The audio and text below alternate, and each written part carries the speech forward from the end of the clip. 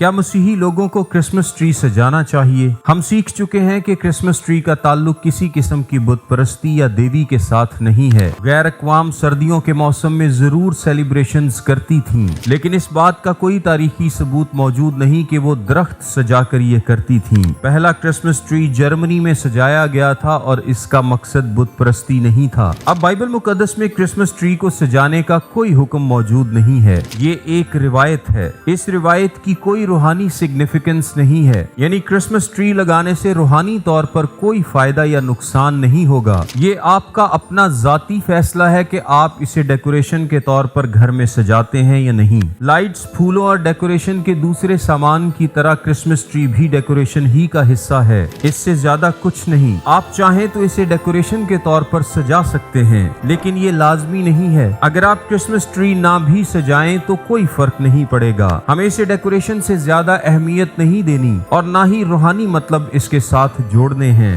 बाज़-औक़ात हम हर चीज को रूहानी मतलब देने की कोशिश करते हैं जो ठीक नहीं है। सो आप अपने घर, मोहल्ले या चर्च को सजाने में क्रिसमस ट्री को भी डेकोरेशन के तौर पर शामिल कर सकते हैं, इससे कोई फर्क नहीं पड़ेगा।